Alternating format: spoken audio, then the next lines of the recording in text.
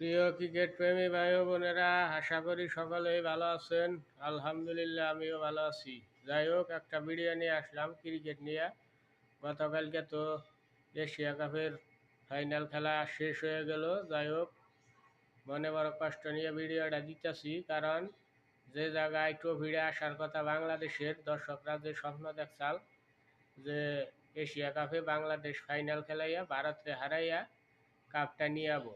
যাই হোক, আনতে পারে নাই, নসিবে নাই, কি করণ যাব।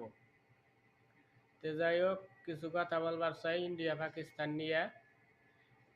ইন্ডিয়া নিয়ে বিশেষ কথা, পাকিস্তানটা মোটামুটি যাই হোক ভালোই আছে। ইন্ডিয়ারা এশিয়া কাপ জিতছে ভালো কথা, কিন্তু ক্রিকেটের মধ্যে তারা যেরকম খারাপ আচরণ করলো তা মাইনা নেওয়ার মতো না। তারা দেখাইলো বিশ্বের মধ্যে তারাই এক নাম্বার বেদক আমার মতে।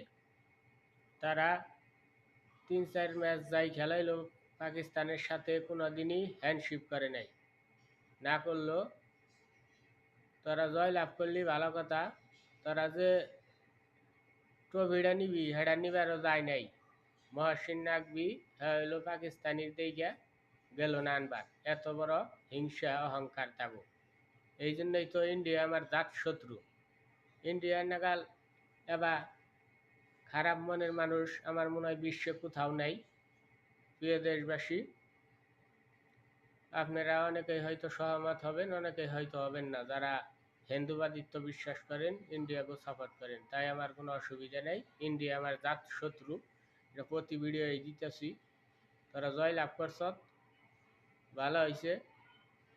তখন মানুষে ভালো বলতো যদি ট্রফিটা নিয়ে কি যাইয়া খুশি মনে।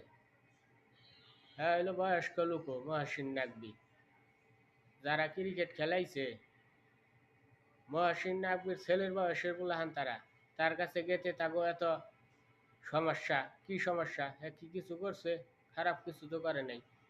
দেশে দেশে রাজনৈতিক সমস্যা থাকতেই পারে, ক্রিকেটের মধ্যে সেটা তোমরা আনবা কেন?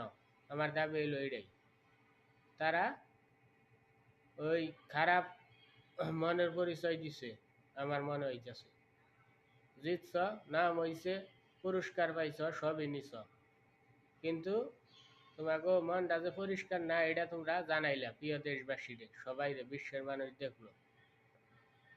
তাই আমি বলতাছি, ইন্ডিয়া হইলো বাংলাদেশের জাত শত্রু, সব দেশেরই শত্রু। যারা যারা বুঝতেছে না, সময় থাকতে বুঝ জানেন, সব দেশেরই এইরকম অপমান করবো।